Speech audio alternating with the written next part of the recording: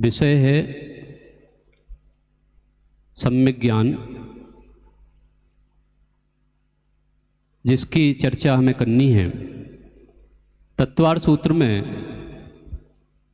मोक्ष मार्ग किसे कहा गया है? सम्यक दर्शन ज्ञान चारित्राणि मोक्ष मार्ग। सम्यक दर्शन ज्ञान और चारित्र ये मोक्ष मार्ग है। और मोक्ष मार्ग की चर्चा हम क्यों करें? क्योंकि हमें मोक्ष जाना है। अब मोक्ष जाना है तो मोक्ष की चर्चा होना चाहिए। मोक्ष मार्ग की चर्चा क्या है?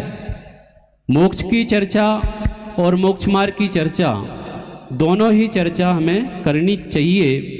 और क्यों करना चाहिए? क्योंकि बड़े पंडित जी का एक सद्वाक्य है, उस बात से मैं अपनी बात को प्रारंभ करूंगा कि सभी आत्माओं में ज्ञान है। क्या कहा? सभी आत्माओं में ज्ञान है, लेकिन वो धन्य है जिसके ज्ञान में आत्मा है। क्या बोला?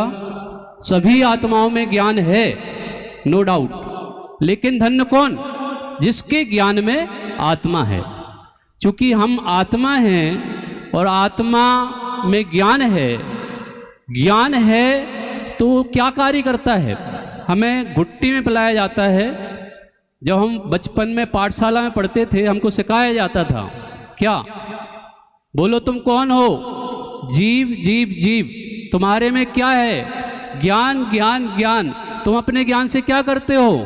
जानते हैं जानते हैं जानते हैं। ये हमें घुट्टी में पिलाया गया है। अब जो घुट्टी में पिलाया गया हो उसको हम भूल जाएं, विस्मृत हो जाएं, ऐसा संभव नहीं है। इसलिए चूंकि कहा जाता है आत्मज्ञान ही ज्ञान है, शेष सभी अज्ञान विश्व शांति का मूल्य है, वीतराग विज्ञान। आत्मा का ज्ञान ही एकमात्र ज्ञान है। क्योंकि ज्ञान बहुत सारे लोगों को बहुत सारा होता है। जनरल नॉलेज की बात करें तो बहुत टॉप के लोग हैं, ख्याल में है ना। अपने यहाँ पर भी शतावधानी व्यक्ति हुए हैं, ख्याल में है ना। तो ज्ञान तो सबके पास है, लेकिन ज्ञान कौन सा? ये ज्ञान कोई ज्ञान नहीं है। आप जो लौकिक ज्ञान की बात करें तो, लेकिन जो सच्चा ज्ञान है, आत्मा का ज्ञान है, वो ही सच्चा ज्ञान है। प्रतिष्ठा चल रही है, पंचकल्याणक प्रतिष्ठा महोत्सव। अब प्रतिष्ठा मूर्ति में हो रही है, प्रतिष्ठा किस में हो रही है? आप लोगों में हो रही है प्रतिष्ठा। किस में प्रतिष्ठा हो रही है? ये प्रतिष्ठा का महोत्सव है, तो किस बात की प्रतिष्ठा? तो कहा जाता है ज्ञानम ज्ञाने प्रतिष्ठिते। ख्याल में आ रहा है? जो ज्ञान ज्ञान में प्रतिष्ठित हो वो असली प्रतिष्ठा है। माने ज्ञान में प्रतिष्ठा होती है। मूर्ति में प्रतिष्ठा हो गई, वो एक विधि है, लेकिन उसको हम मूर्ति को भगवान मानते हैं, तो भगवान कहाँ मानते हैं? वो कौन मानता है? छेड़ालाकार ने कहा है पर द्रव्यंते भिन्न आप में रुचि सम्यक तो भला है, आप रूप को जान पनोसो सम्यक ज्ञान कला है। सम्यक दर्शन को तो आपने भला कहा, पर द्रव्यं से भिन्न आप में रुचि सम्यक भला है, वो भला है, भले करने जैसा कार्य है। सम्यक दर्शन सबसे पहले करने जैसा कार्य है, लेकिन सम्यक दर्शन के पहले ज्ञान होता है कि नहीं? अरे बोलो, ज्ञान होता है, लेकिन ज्ञान मात्र से काम नहीं चलता। ज्ञान है, लेकिन वो ज्ञान मिथ्या ज्ञान है। यदि आपको सम्यक ज्ञान नहीं है, सम्यक दर्शन नहीं है, आपकी श्रद्धा मजबूत नहीं है, प्रतीति दृढ़ विश्वास नहीं है, तो वो ज्ञान कोई ज्ञान नहीं है। आपका ज्ञान सम्यक ज्ञान नाम कब पाएगा? जब श्रद्धा होगी, निर्णय होगा। तो दर्शन होने पर वो ज्ञान तो सबके पास था, लेकिन दर्शन होने पे वो ज्ञान नाम क्या पा गया? सम्यक ज्ञान। और सम्यक ज्ञान को तत्वार्थ सूत्र में क्या कहा है? सम्यक ज्ञानम प्रमाणम। क्या कहा? सम्यक ज्ञानम प्रमाणम। सम्यक ज्ञान प्रमाण है। अब सम्यक ज्ञान प्रमाण है, तो ये प्रमाण क्या चीज होती है?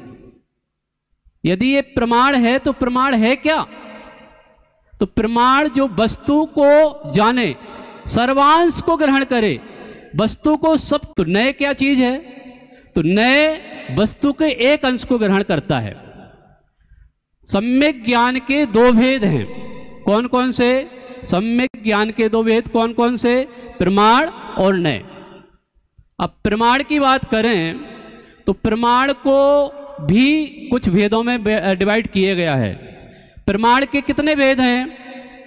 कि पारमार्थिक और सामव्यवहारिक, या फिर यूं कहें कि प्रत्यक्ष और परोक्ष। छेड़ालाकार ने प्रत्यक्ष और परोक्ष की बात कही, ठीक है। मैं बात कर रहा था कि प्रत्यक्ष और परोक्ष यदि प्रमाण के दो भेद हैं तो प्रत्यक्ष कौन है और परोक्ष कौन है? तो तत्वार सूत्रकार ने ही कहा, मति श्रुताब्धि मना पर्यय केवलानि ज्ञानम। ये 5 भेद हैं सम्यक ज्ञान के। कितने भेद? 5। कौन कौन से? मति, श्रुत, अवधि, मनापर्यय और केवल ज्ञान। अब इन 5 में कितने प्रत्यक्ष हैं और कितने परोक्ष हैं? तो प्रारंभ के जो 2 ज्ञान हैं, मति ज्ञान और श्रुत ज्ञान, इसको परोक्ष कहा, और अंत के जो 3 ज्ञान हैं उनको प्रत्यक्ष कहा। उनमें भी भेद किए कि कुछ सकल प्रत्यक्ष और कुछ एक देश प्रत्यक्ष। तो अवधि ज्ञान और मनापर्यय ज्ञान ये एक देश प्रत्यक्ष है, और केवल ज्ञान वो सकल प्रत्यक्ष है, ठीक है। छेड़ालाकार ने ही इस बात को कहा, सकल द्रव्य के गुण अनंत पर्याय अनंता, जाने कई काल प्रगट केवली भगवंता। कि जो सारे द्रव्यों को जानता है, सारे द्रव्यों को जानता है, तो कैसे जानता है? द्रव्य गुण पर्याय सहित जानता है, और ना केवल द्रव्य गुण पर्याय को वो कितने समय में जानता है? वो एक समय में जानता है और एक साथ जानता है, उसका नाम ज्ञान है। अब ज्ञान की महिमा सारे जगत में है, क्योंकि विद्वान को यदि पूजा जाता है तो किसकी वजह से पूजा जाता है? ज्ञान की वजह से। ज्ञान की पूजा होती है। अब ज्ञान की पूजा होती है तो ज्ञान का स्वरूप क्या है? उस ज्ञान के स्वरूप के लिए सर्वार्थ सिद्धि में एक सूत्र आता है। ज्ञान का स्वरूप क्या है? जानाति ज्ञायते अनेन ज्ञप्ति मात्रम वा ज्ञानम। ज्ञान किसे कहते हैं? जो जानता है, जो जानने में आता है, उसका नाम ज्ञान है। अब यदि ये जानने में आता है और उसका नाम ज्ञान है, तो पुरुषार्थ सिद्धि उपाय में जो 31 से 36 श्लोक तक की जो सम्यक ज्ञान अधिकार के नाम से जाना जाता है, उसमें चर्चा हुई सम्यक ज्ञान की। तो सम्यक ज्ञान को रतनकर्ण श्रावकाचार्य में आचार्य सुमंत भद्राचार्य ने परिभाषित किया। तो एक श्लोक दिया है, उस श्लोक को मैं उद्धृत करना चाहता हूं। अन्यूनम अतिरिक्तम यथा तथ्यम विना च विपरीतात् निस्संदेहम वेदे यद यदाहु तज्ज्ञानामागमन मिनः। जो ना तो अधिक जानता है, ना कम जानता है, ना विपरीत जानता है, और बिना शंका के जो जानता है, अर्थात जैसा है वैसा जानता है। क्योंकि हमें वस्तु का ज्ञान करना है, और वस्तु का ज्ञान कैसे होगा? वस्तु को किसी ने कुछ बता दिया तो ज्ञान नहीं होगा। वस्तु को जो जैसी वस्तु है उसका जो ज्ञान है, तत्ज्ञानम, वो ज्ञान है, उसी को प्रमाण कहा है यहाँ पे। तो इसीलिए पुरुषार्थ सिद्धि उपाय में आचार्य अमृतचंद्र आचार्य ने इस सम्यक ज्ञान की बहुत महिमा गाई, और सम्यक ज्ञान की महिमा गाते हुए उन्होंने शुरुआत की तो सबसे पहले प्रमाण की और नए की चर्चा की, और न केवल नए और प्रमाण की चर्चा की। जैसे सम्यक दर्शन के 8 अंग कहे गए हैं, ऐसे ही अंगों की चर्चा सम्यक ज्ञान की भी है। माने सम्यक दर्शन के यदि 8 अंग है तो सम्यक ज्ञान के भी 8 अंग कहे गए हैं। अब वो 8 अंग कौन कौन से हैं? एक तो शब्दाचार, अर्थाचार, उभयाचार, कालाचार, विनयाचार, उपधानाचार, बहुमानाचार और अनिन्नव आचार। ये 8 अंग कहे हैं। चूंकि कोई शब्दों के माध्यम से गा गा के पूजन करता है, भक्ति करता है, या हमारे जो बुजुर्ग महिलाएं हैं, बुजुर्ग पुरुष हैं, उनको तत्वार सूत्र पढ़ने की हैबिट है, ठीक है, हैबिट है, तो वो कैसे भी पढ़ लें। माने एक नियम ले लिया कि मैं भोजन ग्रहण करूंगा तो तत्वार सूत्र का पाठ करके ही करूंगा, भक्तांबर जी सूत्र जी का पाठ करूंगा, उसके बाद भोजन ग्रहण करूंगा।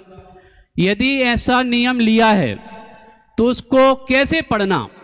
तो कुछ लोग तो शुद्ध पढ़ते हैं और कुछ लोग अशुद्ध पढ़ते हैं। कैसा पढ़ना चाहिए? शुद्ध पढ़ना चाहिए क्या शुद्ध?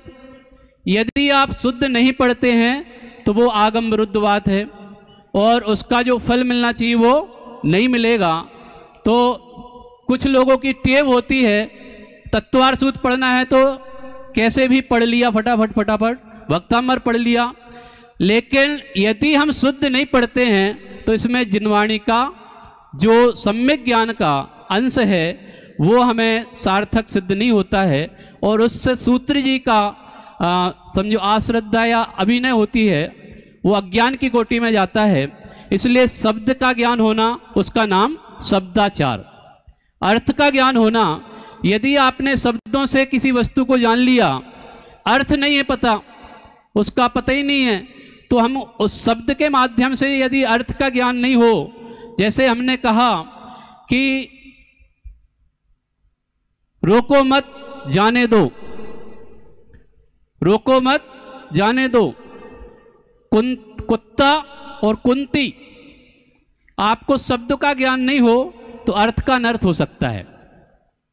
ख्याल में आ रहा है? तो शब्दाचार का, शब्दों का ज्ञान, इसी के लिए व्यंजनाचार भी कहा गया है। शब्दों का ज्ञान होना जरूरी है, अर्थ का ज्ञान होना जरूरी है, और शब्द और अर्थ का यदि ज्ञान हो जाए तो और बेस्ट है, तो भी आचार। ठीक है। इसके साथ साथ हमें ये ध्यान रखना चाहिए कि यदि हम कोई ग्रंथ पढ़ते हैं तो उसका कोई काल है, काल विचार करते हुए हमें ग्रंथों का अध्ययन करना चाहिए। लेकिन इस बात को जब जब भी हम ग्रहण करते हैं तो एक रास्ता निकाल लेते हैं कि भाई कब पढ़ना कब नहीं पढ़ना, कालाचार कैसे होता है, तो हम कर लेते हैं कि भैया ये सूर्य ग्रहण, चंद्र ग्रहण आदि, या कोई क्या बोलते हैं, पूरे विश्व में प्रलय आ गया, बहुत भारी बरसात हो गई, तो माने जो काल का दुष्परिणाम के प्रभाव से जो कार्य होते हैं उसमें हम ग्रंथ ना पढ़ें। तो इसमें इस बात को हम ले लेते हैं कि क्या करें क्या नहीं करें। वहाँ पर इस बात को पुष्ट किया है कि उस टाइम पे यदि कोई सिद्धांत ग्रंथ हमें नहीं पढ़ना चाहिए। यदि सिद्धांत ग्रंथ पढ़ते हैं तो वो यदि काल का विचार करें तो वो ज्ञान का काम है, और सिद्धांत ग्रंथ का समय यदि कोई प्रलय आया है या कोई ऐसी बात हुई है तो उसमें क्या कहा कि वो टाइम जो है वो सामायिक का टाइम है। यदि सामायिक के टाइम में आप सिद्धांत ग्रंथों को पढ़ते हैं, माने दिन में 4 टाइम संध्या काल कहे गए हैं, उसका विचार करते हुए हमें ग्रंथों का अध्ययन करना चाहिए। इस प्रकार से सामायिक का टाइम है। और सामायिक किसे कहना? सामायिक माने अपनी आत्मा में समाना, उसी का नाम तो सामायिक है। और बाहर पढ़ने से अच्छा अपनी आत्मा में समाना है ना भाई। ग्रंथ को पढ़ने का यदि मना किया गया है, निषेध किया गया है, तो उसके पीछे रीजन क्या है? उसके पीछे रीजन ये है कि सबसे बेस्ट काम है सामायिक, संध्या काल में जो 4 प्रकार की हैं, 4 टाइम होती है। तो वहां यदि आप अपनी आत्मा में नहीं समाते हो, मुनिराज करते क्या हैं? दिन रात आत्मा का चिंतन, मृदु संभाषण में वही कथन, निर्वस्त्र दिगंबर काया से भी प्रकट हो रहा अंतर्मन। दिन रात क्या काम करते हैं मुनिराज? आत्मा का ज्ञान, आत्मा का ध्यान, और आत्मा में ही वो लीन रहते हैं। विषय तत्व रतनकण साहब का चार में जो मुनिराजों का स्वरूप बतलाया है वो क्या है? विषयासा वसाती तो निरारंभो परिग्रह ज्ञान ध्यान तपो रक्ता तपस्वी सा प्रशस्यते। ठीक है, अब मैं बात करना चाहता हूं, कुंद कुंद आचार्य ने एक कलश लिखा है, आत्मा ज्ञानम स्वयं ज्ञानम ज्ञानादन्यत करोति किम परभावस्य कर्तात्मा मोहोयम व्यवहारिणाम। यदि आप दूसरा ज्ञान करेंगे तो उसका कोई मतलब नहीं है। आत्मा ज्ञानम स्वयं ज्ञानम, आत्मा का ज्ञान ही स्वयं का ज्ञान है। और ये आत्मा ज्ञान के अलावा क्या करे? आत्मा ज्ञान के अलावा कुछ नहीं कर सकता है। इस प्रकार से हम बात करें, ज्ञान समानना आन जगत में सुख को कारण, यही परमामृत जन्म जरा मृत्यु रोग निवारण। इसी के लिए छेड़ालाकार ने कहा कि यदि कोई वस्तु व्यवस्था है, यदि कोई बेस्ट से बेस्ट चीज है तो वो क्या है? तो कहा कि ज्ञान समानना आन जगत में सुख को कारण। यदि आप सुखी होना चाहते हो तो आपको क्या करना चाहिए? देश दुनिया का ज्ञान करना चाहिए, व्यापार का ज्ञान करना चाहिए, क्या करना चाहिए? बोले आत्मा का ज्ञान करना चाहिए। आत्मा का ज्ञान यदि आपके पास नहीं है तो सारा कार्य, सारी चीजें आपकी व्यर्थ हैं। इसलिए यहां पे छेड़ालाकार ने ही कहा है, छेड़ालाकार हम सभी को ये बात कहना चाहते हैं कि आप रूप को जान पनो सो सम्यक ज्ञान कला है। और यदि हम बात करें कि ज्ञान को यदि हम नहीं करें तो क्या करें, तो भाई ज्ञान को करने से लाभ क्या है? हम आपको सम्यक ज्ञान की चर्चा क्यों करें? सम्यक दर्शन, सम्यक ज्ञान, सम्यक चारित्र। अभी विपिन जी ने कहा कि भाई हम करें क्या? सम्यक दर्शन करें कि सम्यक ज्ञान करें कि सम्यक चारित्र करें? भाई सम्यक ज्ञान के बिना आपकी श्रद्धा भी मजबूत नहीं होगी और चारित्र भी मजबूत नहीं होगा। इसमें प्रसार सिद्धि उपायकार ने कहा कि सम्यक दर्शन यदि कर लिया है तो आपको सम्यक ज्ञान का पोषण करना चाहिए। तो सम्यक ज्ञान का पोषण क्यों करना चाहिए? उसके कुछ लाभ हैं। हाँ, लाभ हैं। क्या लाभ है? अज्ञान की निवृत्ति होती है। किसकी निवृत्ति होती है? यदि आप ज्ञान करते हैं, सम्यक ज्ञान करते हैं, तो आपका ज्ञान नष्ट होता है।